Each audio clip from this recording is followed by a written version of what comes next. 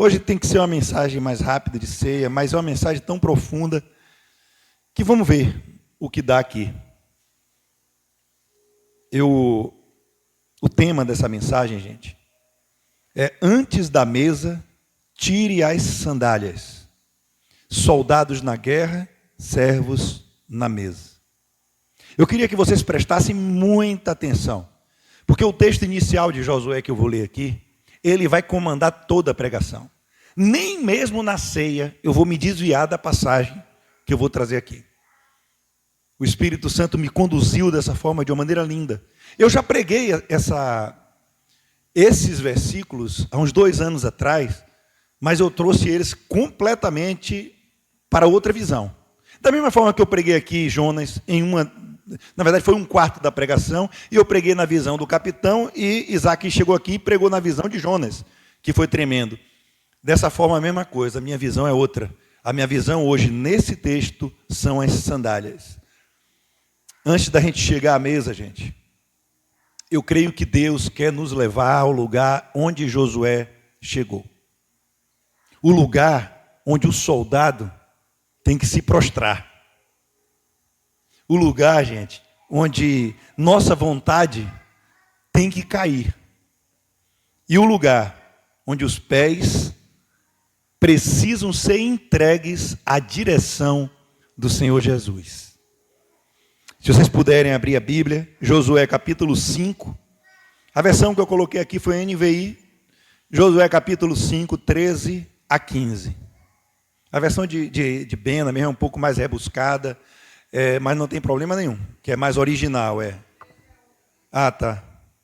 Josué 5, 13 a 15. Quando eu venho pregar aqui no púlpito, eu trago mais a NVI e a Nova Almeida atualizada, porque eu não só prego para vocês, entendeu, Silvio? Às vezes entra uma pessoa que não tem uma escolaridade, não tem... Então, se eu prego numa versão muito rebuscada, ela não vai entender nada. Então, eu prego na versão mais simples. Josué 5, 13 a 15. O cantor ficou exausto. Daqui a pouco ele dorme. Tem um biscoitinho ali, meu amor, se ele puder. Entendi, Ben. Eu sou muito sequelado, gente. Josué 5, 13 a 15. Todo mundo abriu aí? Todo mundo achou?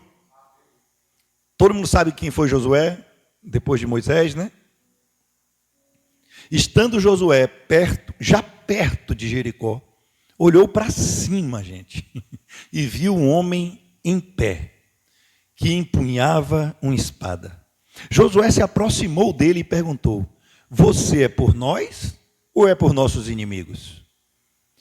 Nem uma coisa nem outra, respondeu. Venham como comandante do exército do Senhor. Então Josué prostrou-se com o rosto em terra, em sinal de respeito, e lhe perguntou: que mensagem o meu senhor tem para seu servo? O comandante do exército do Senhor respondeu: tire as sandálias dos pés, pois o lugar em que você está é santo. Assim fez Josué. Amém? O que é que você tem para mim? Tira a sandália dos pés, velho. Louvado seja teu nome, Pai, pela tua palavra, pela tua mensagem. Ô Senhor, que eu interfira muito pouco, Senhor. Que o Senhor quebre meu orgulho, que o Senhor quebre o orgulho de cada um aqui. Que a gente saia daqui hoje transformado com essa palavra que o Senhor colocou no meu coração, Pai. Eu tenho certeza que vai quebrar todos que quiserem internalizar, para a gente ser muito maior aos olhos de Deus. Em nome de Jesus. Amém. Gente, Josué estava dentro de Jericó. Ele já estava ali, pertinho daquela muralha lá. Ou seja, havia uma promessa, mas também havia uma muralha. Havia uma terra, uma bênção dada por Deus, mas ainda haveria uma luta. Ainda haveria uma guerra pela frente. Eu quero que a gente guarde algo muito importante para nossas vidas. Antes de Deus falar sobre a vitória em Jericó, Deus vai tratar da postura de Josué diante dela. Antes de entregar uma vitória, antes de ir para a guerra, Deus primeiro quer tratar a nossa postura. Josué só ganharia essa guerra prostrado aos pés do Senhor. Isso é maravilhoso. Isso é maravilhoso. E aí eu queria trazer 5 ensinamentos que eu tirei desse texto. Na verdade, 4 ensinamentos. E o último ensinamento, que também é um ensinamento, já é direcionado à ceia do Senhor, que eu também tirei desse texto aqui. Porque Josué já tinha atravessado o Jordão. A gente precisa entender essa frase simples. Ele tinha atravessado o Jordão. Ele já estava ali na terra da promessa. Ele já estava num lugar onde Deus disse, olha aí, ó, a promessa está aí. Mas, gente, olhe bem, o povo tinha circuncidado, o maná tinha cessado, e na terra da promessa havia uma muralha tremenda na frente daquele povo lá. Eles estavam no território da promessa e ainda havia guerra. Quantas vezes é assim com a gente? A gente está no território da promessa e a gente está cheio de guerra ao redor da gente. Sabe quando a gente acha que porque Deus abriu uma porta na nossa frente, porque Deus abriu uma porta na nossa vida, acabou a guerra. Porque Deus abriu uma porta na nossa vida, acabou a batalha. Eis que te digo, varão, tem uma porta em sua vida. Aí no outro dia só batalha. O cara vem e diz assim, como assim? Você errou a profecia aí. Não, é porta aberta.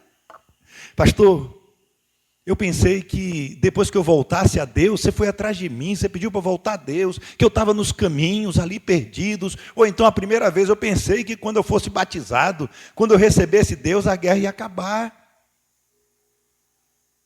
Ah, eu pensei que depois que eu me casasse, tudo ia se ajeitar. Tem um filho, meu filho, que aí o casamento se resolve. Eu pensei que ia se resolver. Eu pensei que depois daquela vitória, acabou a batalha. Mas o que entendemos com esse texto aqui, gente, é que estar na promessa não significa estar sem batalha. E eu quero trazer 2 pontos em cada tópico aqui, rapidamente. Eu quero nos fazer pensar nesse dia de ceia, quando é que eu estou caindo nesse ponto aqui? Quando eu começo a encarar cada dificuldade como um abandono de Deus. Acredite, a gente faz isso. A gente faz isso com certeza. Se a luta vem, eu logo penso, ah, Deus se esqueceu de mim. Às vezes a gente não fala com essas palavras, mas a gente fala assim, ó, meu amor, Deus me abandonou. Sabe, será que eu estou fora da vontade? Será que eu estou deixando brecha? Essa é a preferida dos crentes. Só porque a gente está na batalha, gente. Será que vale a pena continuar? Aqui minha diaconisa deve lembrar que quando eu caí daquela escada, daqueles quase 4 metros e me esborrachei todo, no outro culto Jorge pregou. Jorge pregou sobre Jó, não foi, Jorge? E ali teve uma pessoa, que eu não vou citar o nome, ficou até hospedada na casa dela, que falou logo que eu devia ter deixado brecha. E eu lembro que Bena logo partiu e disse, não, meu pastor não deixou brecha, não. Por quê? Porque as pessoas são assim, gente. Acha que porque a gente está numa luta, é porque Deus abandonou.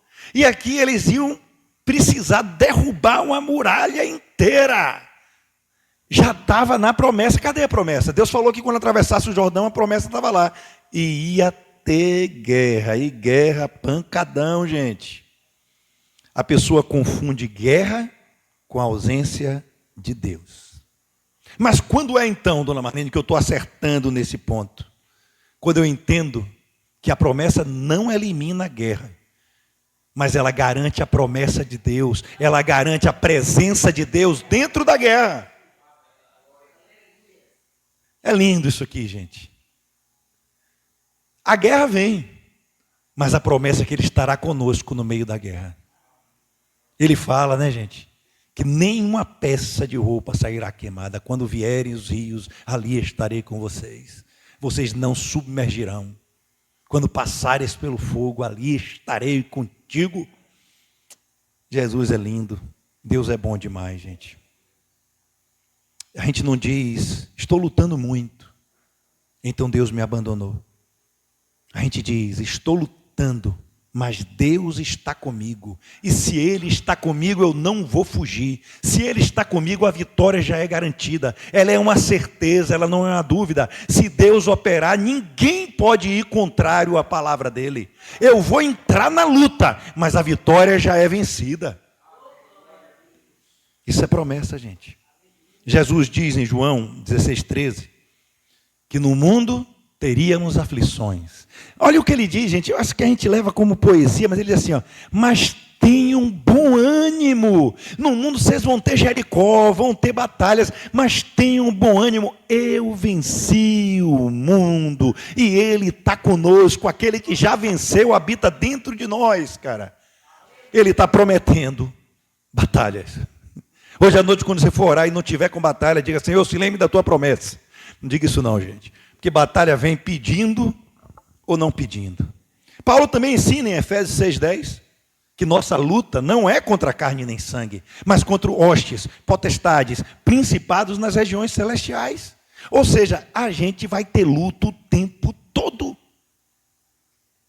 Ai, meu amigo, isso aqui é muito lindo, viu? Sabe qual é o nosso maior problema? É que muitas vezes a gente mede a fidelidade de Deus pelo nível do nosso conforto aqui na terra. E não é para ser assim. Se está fácil, Deus está comigo. Se está difícil, Deus me abandonou. Se está fácil, Deus está ali comigo. Olha como aquele varão lá prospera, comprou um carro, comprou uma casa, comprou tudo, não é? Aí a gente está aí, dona Marlene, você está ali em Deus e está passando dificuldades, pronto. Deus abandonou ela. Mas o reino não é medido por ausência de guerra. Ele é revelado pela presença de Jesus Cristo na nossa vida. Isso é prosperidade. Qual o nível de Jesus Cristo em sua vida, Mateus? Isso é que vai definir se você é próspero ou se você não é próspero, meu irmão. Anote o aprendizado aqui. A promessa não me isenta da guerra, mas a presença de Deus me sustenta dentro dela. Segundo ponto. Segundo aprendizado. Antes da batalha, Deus trata o nosso posicionamento. Esse foi o aprendizado 1. Deus precisa tratar o nosso posicionamento, para a gente não entrar na batalha de qualquer maneira. Talvez eu tenha precisado, com certeza, eu precisei entrar nessa batalha. Você precisou entrar nessa batalha também. Cada um precisou entrar numa batalha que está vivendo agora, para poder, nesse momento, vir aqui e trazer esse aprendizado. Deus está tratando o meu posicionamento. Não significa que eu perdi a guerra. Significa que eu estou dentro dela e Deus está comigo. Segundo aprendizado, a pergunta errada. Na verdade, o mais correto seria a pergunta incompleta. Mas eu vou falar a pergunta errada. O Senhor está do meu lado? Foi isso que Josué perguntou. O Senhor está do meu lado ou do lado dos inimigos? Não foi isso que ele perguntou? Ele pergunta, você é dos nossos ou faz parte dos nossos adversários? A pergunta parece certa, gente, porque o cara era um guerrilheiro. Ele sacou a espada já para derrotar, e a palavra diz que ele olhou para cima, né? Eu não creio que o anjo estava voando, eu não creio que ele estava em cima do monte, eu creio que era grande mesmo. Era uma figura assustadora, porque os anjos vêm de uma maneira assim e diz logo, não temas. Pelas descrições, né? E era guerrilheiro. Ele sacava a espada, ele ia para cima. Se ele falasse, eu sou do adversário, Josué ia partir para cima, gente.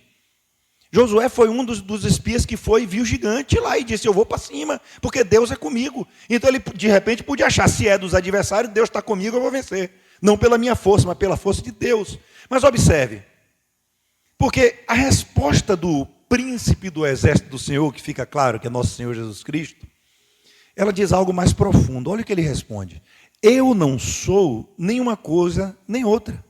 Em outras palavras, Josué, a questão não é se eu estou ao seu lado. A questão é se você está do meu lado. A questão, Bernardo, não é se eu estou do seu lado. Essa é uma promessa. Eu disse, eis que eu estarei do seu lado para sempre. Presencialmente, Deus sempre estará do nosso lado. Mas a pergunta essa noite é: e você está do lado de Deus? E você está obedecendo Deus? E você está cumprindo os princípios de Deus? E você está rendido à presença de Deus? Senhor, você está do meu lado? Ô meu filho, essa pergunta está errada. Eu é que estou perguntando a você essa noite: você estão do meu lado? Cara, gente. Muitas vezes a pessoa ora assim, né, gente? Senhor, abençoe meu plano. Senhor, entre nessa briga comigo. Senhor, Jorge, essa aqui é minha preferida, porque essa aqui eu creio que eu vou parar de fazer só hoje. Senhor, mostra aquela pessoa lá que eu tenho razão. Senhor, mostra aquela pessoa lá que eu estou certo, que você está comigo. Senhor, faça dar certo aquilo que eu já decidi. Senhor, você está do meu lado? Vocês entendem? Mas a gente não pergunta: Senhor, isso é a tua vontade? Senhor, esse é o teu caminho? Senhor, eu ficar aqui em casa é o teu caminho? Senhor, eu ir para o culto é o teu caminho? Senhor, eu fazer essa viagem é o teu caminho? Senhor, eu mudar de ministério é o teu caminho? Senhor, eu investir nesse negócio é o teu caminho? Senhor, meu pé aqui, como falou o rei Asa, eu estou com uma doença no pé, eu estou indo no médico, Senhor. Eu consagro essa ida a Ti, meu Pai, porque eu sei que o Senhor é que tem tudo sob seu controle. O problema não é você ir no médico, o problema é você não consagrar seus planos ao Senhor. Ai, gente, Jesus é lindo, cara. Estou abrindo aqui que fechou o versículo.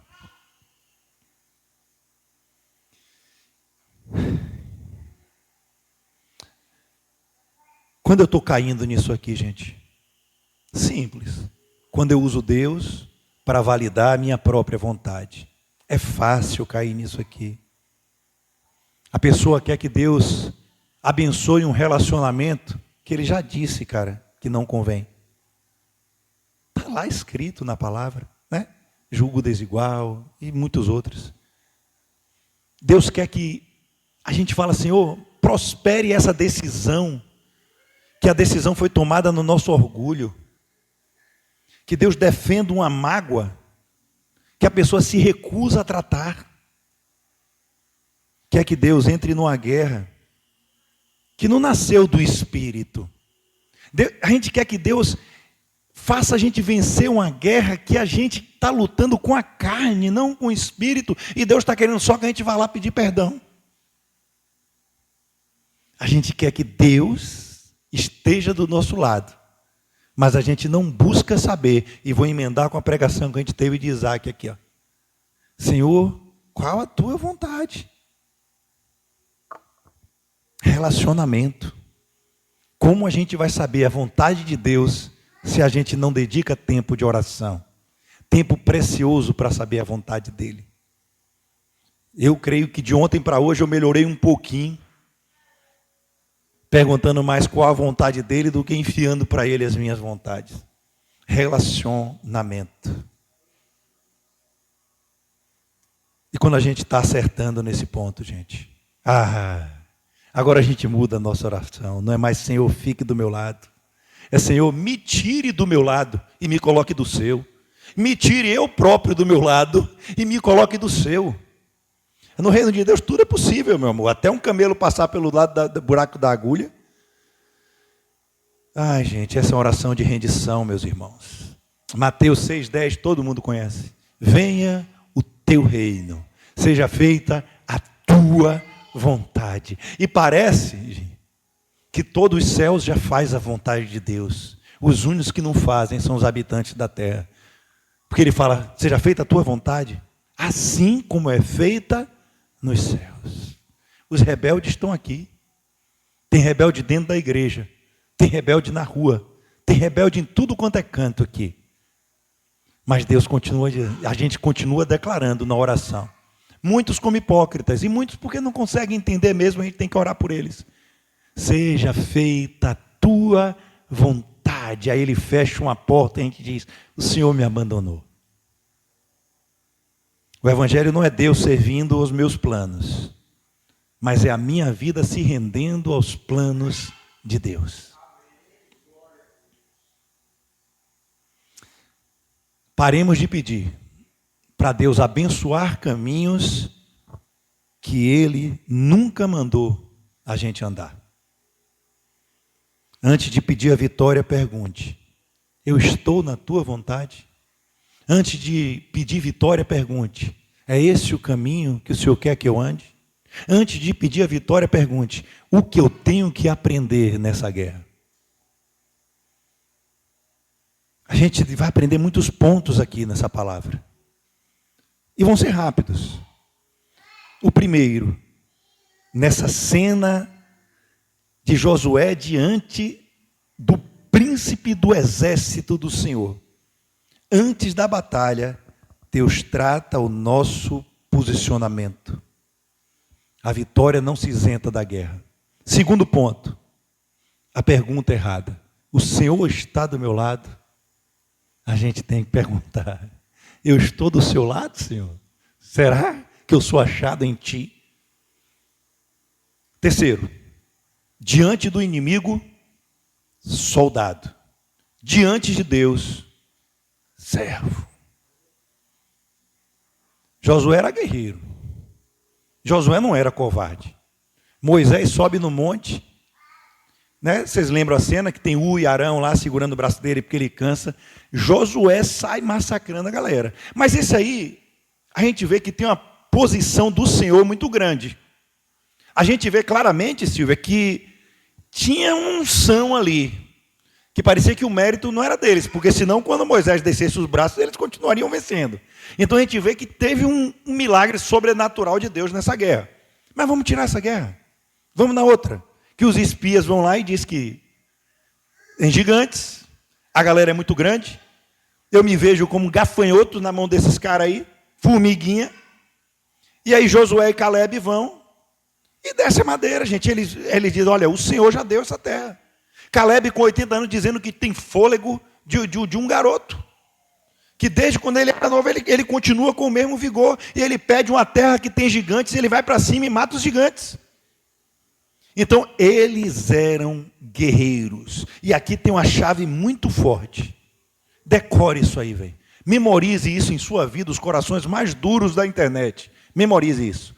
Josué sabia lutar.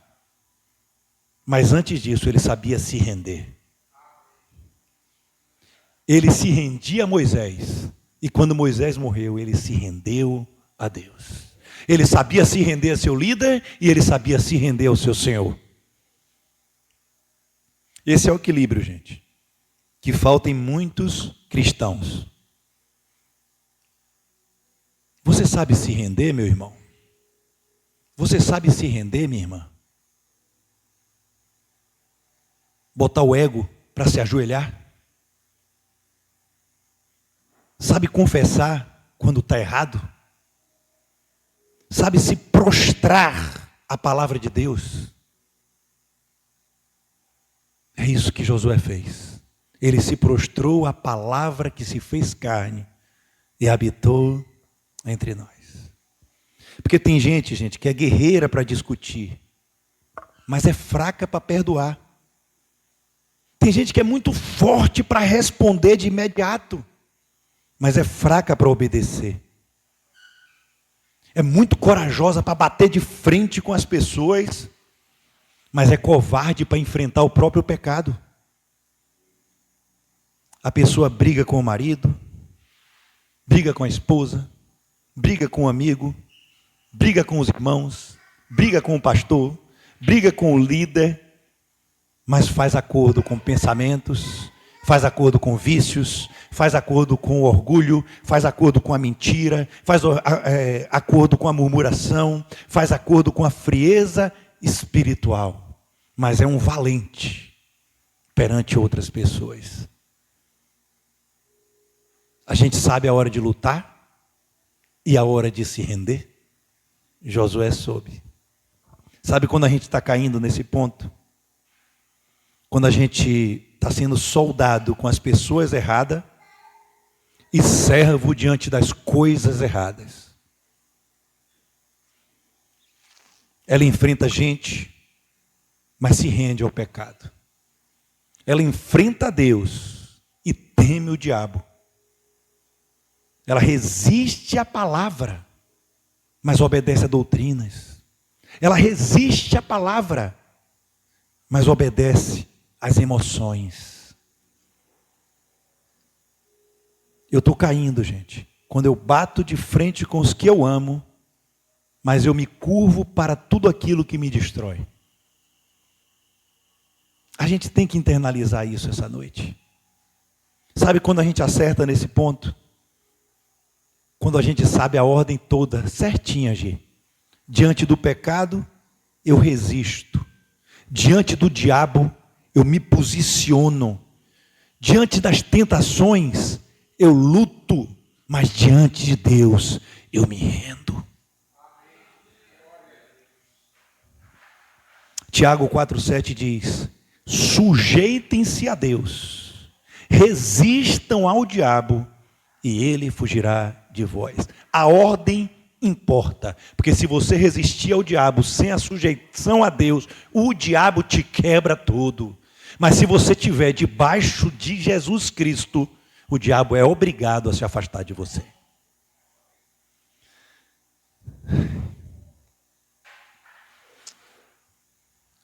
Não lute contra quem você deveria amar. Não se renda a quem você deveria combater. Porque pessoas são mais importantes que coisas. Porque pessoas são mais importantes que argumentos. Porque pessoas são mais importantes que a minha necessidade de ter razão. Precisa aprender a se prostrar e a se render para declarar isso. Pessoas é mais importante que a minha necessidade de ter razão. Quarto ponto. Tire as sandálias. Deus quer governar os seus passos. Isso aqui é a coisa mais linda que tem.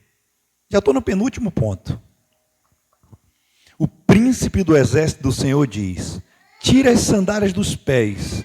O lugar em que você está é santo.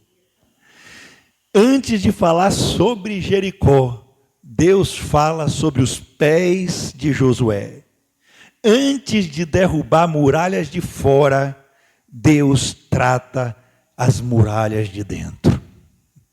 Antes de derrubar as muralhas de fora, Deus vai tratar a postura dentro. Hoje Ele quer derrubar as nossas muralhas que estão dentro de nós, que impedem da gente se prostrar à palavra de Deus. Eu não entendi, pastor. Vamos lá. A gente pensa assim, né?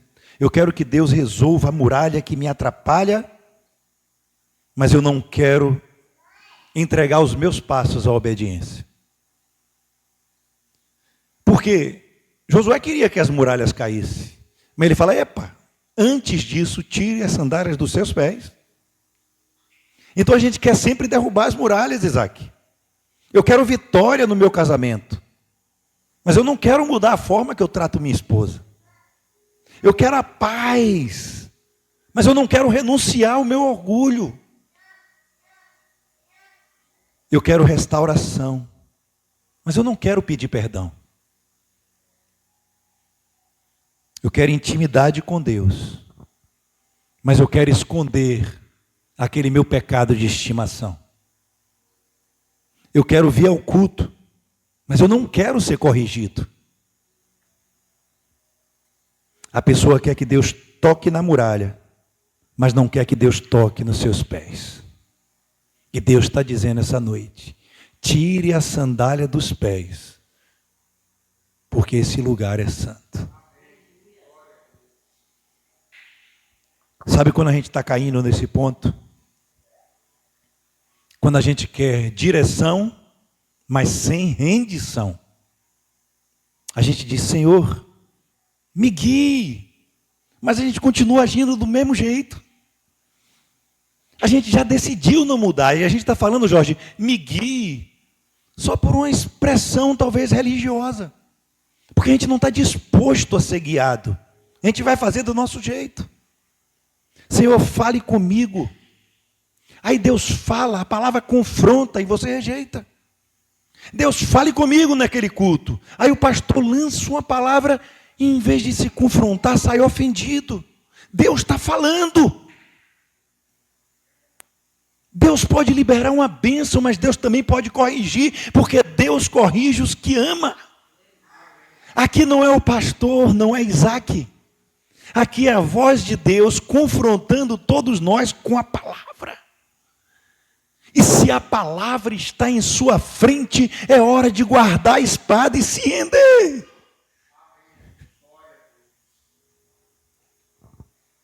Meu Deus, Senhor, mude minha vida. Mas a gente sustenta os hábitos da vida velha. Agora veja, se você está acertando nesse ponto. Essa pessoa que acerta nesse ponto, ela entende que tirar as sandálias é dizer: Senhor, os meus caminhos são os teus. Minha vontade não será mais meu guia. Minha vida pertence a ti. Que coisa linda, cara. Gálatas 5,16 diz: andem no Espírito e jamais, repito, andem no Espírito e jamais satisfarão os desejos da carne. Jamais. Eu preciso andar mais no Espírito, igreja. Eu não sei você, mas diante desse versículo aqui hoje, a palavra me confrontou e eu tenho que me render a ela. Porque tem momentos que eu ainda estou caindo nos desejos da carne. Deus não quer apenas derrubar o que está na sua frente. Ele quer santificar o caminho por onde você anda. Vocês entendem isso? Tirar as sandálias é abandonar o direito de andar do seu jeito. Isso é tirar as sandálias.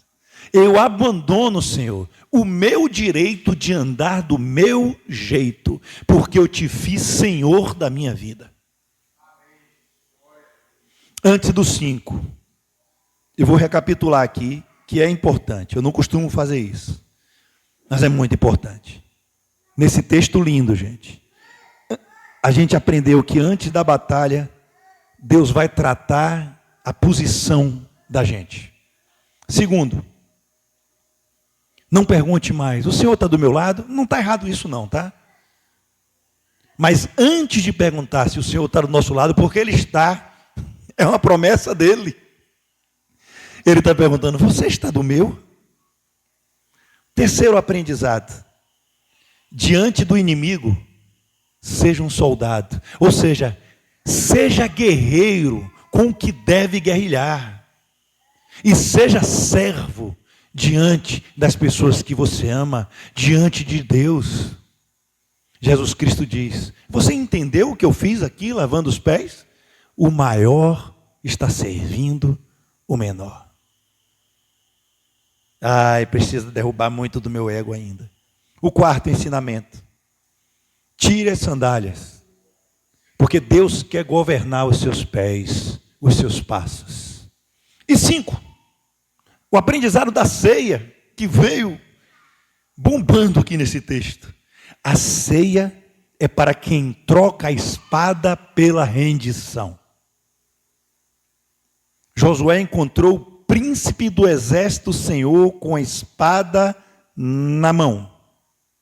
Na ceia, nós encontramos o nosso Senhor com o pão e com o cálice. Em Josué, o Senhor aparece como comandante. Na ceia, Jesus aparece como cordeiro. A espada mostra autoridade. O pão e o cálice mostram entrega. Se internalizarmos isso, gente, nossos joelhos começarão a se dobrar. Muita gente chega à ceia do Senhor ainda armada. Não esqueça do texto inicial. Armada de orgulho, armada de razão, armada de mágoa, armada de justiça própria, armada às vezes de religiosidade, armada contra o irmão. Vem aqui para cear com os irmãos e armada contra a família, contra a liderança, armada na verdade contra Deus. E a palavra não é mais suficiente, pois ela já decidiu não se prostrar diante da palavra, que é o próprio Jesus. A ceia não é uma mesa para gente armada de si mesmo. É uma mesa para as pessoas que são rendidas ao nosso Senhor Jesus Cristo. Não é a mesa, gente, onde eu quero estar certo em minhas convicções. É a mesa para derrubar as minhas convicções aos pés do Rei. É o lugar onde eu me sinto indigno. Aliás, a mesa é o lugar onde eu sei que eu sou indigno, mas ainda assim Ele me quer presente, mas sem as minhas sandálias.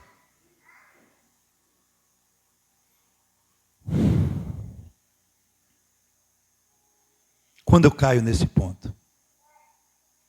Quando eu participo da ceia, Isaac, como um ritual, Mateus, mas sem rendição. Eu como o pão, mas eu não entrego o meu coração. Eu bebo o cálice, mas eu continuo alimentando mágoa das pessoas. Eu lembro do sangue, mas eu não libero perdão. Eu falo da cruz, mas eu não crucifico o meu ego. Mas como eu posso fazer isso essa noite da maneira certa? Quando eu entendo que a ceia não é prêmio para perfeito, meu amor, mas é remédio para o redimido. Todos nós fomos redimidos, vocês sabiam disso? Jesus morreu por todos. Ah, por todos os santos? Não, Ele morreu por todos. E aqueles que o receberem serão salvos. Como eu posso fazer direito, pastor? Eu não venho dizendo eu mereço. Eu venho dizendo Jesus morreu por mim. Jesus pagou o preço. E eu quero Ele em minha vida. Eu não venho me exibindo. Eu venho discernindo. Discernindo o sangue. Discernindo o corpo. Discernindo os irmãos. Discernindo sobre um momento que eu não mereço. Eu não venho como dono da mesa. Eu venho como servo do rei. Eu não tento mais provar meus pontos. Eu me ajoelho diante da santidade daquele que morreu por todos nós. 1 Coríntios 11, 28 vai dizer assim: examine-se, pois, o homem a si mesmo, e assim coma do pão e beba do cálice. Quem está dizendo isso, Níris, não é o pastor. É o Espírito de Deus. Examine-se, pois, o homem a si mesmo, e assim coma do pão e beba do cálice. Examinou-se? Coma. Examinou-se? Beba. O exame não é para fugir da mesa. O exame é para vir à mesa do jeito certo, com reverência, com arrependimento, com fé no corpo e no sangue de Jesus Cristo. Sabe por quê? Porque o fato, Jorge, Pena, igreja inteira, o fato da gente se examinar com sinceridade, já mostra que a gente tirou as sandálias do pé. E todos que tiram a sandália do pé, Jesus está convidando. Se a gente se examinou, porque Paulo disse, examine-se o homem a si mesmo, e se você estiver ok com você mesmo, come e beba. Não, examine-se e coma. Se você se examinou, já mostrou humildade. Se você se examinou e se percebeu perfeito, você é indigno de comer. Mas se você se examinou e viu que você é imperfeito, aí você é digno de comer. Porque a gente não vem para a mesa por mérito nosso, a gente vem pelo mérito do Senhor, o príncipe dos exércitos, e nele a gente tem que estar rendido, prostrado, ajoelhado. A ceia não é a mesa dos que venceram, gente. A mesa dos que foram alcançados pelo corpo partido e pelo sangue derramado de nosso Senhor Jesus Cristo. Antes hoje da gente participar da ceia e você de casa, tiremos as sandálias do coração, as sandálias do orgulho, das mágoas, ressentimentos, as sandálias da justiça própria, da religiosidade, do pecado escondido. Vamos tirar essa, da vontade própria. O nosso rei venceu a guerra, entregando o próprio corpo e derramando o próprio sangue. Quem venceu a guerra? Jesus. Se a gente internalizar isso, a gente se prostra. Jesus venceu a guerra, foi Ele quem pagou, não fomos nós. Lembre-se disso. Hoje, gente, antes da mesa, o Senhor não está pedindo primeiro a sua espada, Ele está pedindo primeiro que você tire as sandálias dos pés. Porque a espada fala daquilo que eu quero vencer, mas as sandálias falam daquilo de como eu tenho andado. E antes de Deus tratar as muralhas que estão diante de mim, Ele ainda trata os caminhos imperfeitos que fazem parte do meu ser. Então tire as sandálias do coração essa noite. Tire o orgulho. Tire a mágoa. Tire a fofoca. Tire a língua maldizente. Tire a justiça própria. Tire essa vontade de controlar Deus que a gente tem todo dia. Tire esse pecado escondido. Confesse a Deus, gente. Não é a mim, não. Se vocês quiserem confessar a mim para eu te ajudar, vamos lá, a gente confessa um ao outro. Mas confesse a Deus. Tire os caminhos que não combinam com a presença do Criador. E venha à mesa. Não como quem merece, mas como quem foi alcançado. Não como quem venceu pela própria força, mas como quem foi vencido pelo amor de Jesus Cristo. Nós fomos vencidos pelo amor de Jesus Cristo. Eu queria fazer algo para quem quiser, quem puder e quem se sentir livre diante de Deus. Tire o calçado dos pés como um ato profético. Eu vou tirar os meus calçados dos pés. Quem quiser, isso não é ritual, não é regra, não é obrigação. É apenas um sinal visível de uma rendição invisível. Eu estou tirando, quem quiser, tira os calçados dos pés nesse momento. E eu quero que a gente declare junto, gente. Apenas quem quiser. Com os pés no chão, a gente vai declarar. Hoje eu tiro o meu orgulho. Vamos repetir juntos? Hoje eu tiro o meu orgulho. Hoje eu tiro minha mágoa. Hoje eu tiro minha autossuficiência. Hoje eu tiro a minha religiosidade. Hoje eu tiro a minha vontade de controlar Deus. Hoje eu tiro o meu pecado escondido. Hoje eu tiro os caminhos que eu sei que não combinam com a presença. Então agora Ele nos chama para a gente vir à mesa como servos.